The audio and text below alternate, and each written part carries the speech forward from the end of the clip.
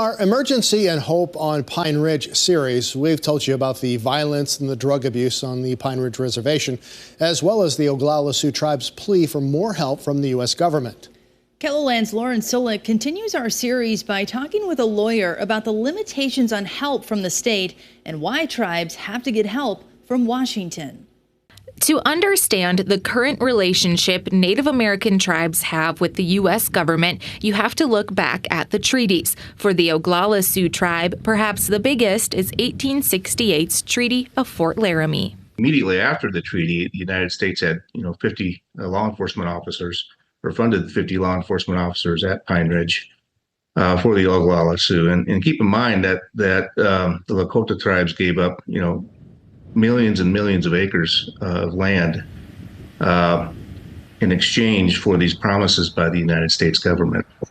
So following the treaties, the United States enacted in the early 20th century the Snyder Act, which acknowledges that the United States has an obligation to provide law enforcement on all Indian lands in the country. Now, during the Nixon administration, Congress enacted the Indian Self-Determination and Education Assistance Act. Schulte says that statute allows tribes to enter into contracts with the federal government to take over obligations like law enforcement from the United States and Bureau of Indian Affairs. What the statute requires is that the United States fund those contracts or fund the tribes pursuant to those contracts at a level that is no less than the amount that the United States otherwise would have spent had it carried out those services itself. And so the question becomes with regard to law enforcement as well, what is that level of funding?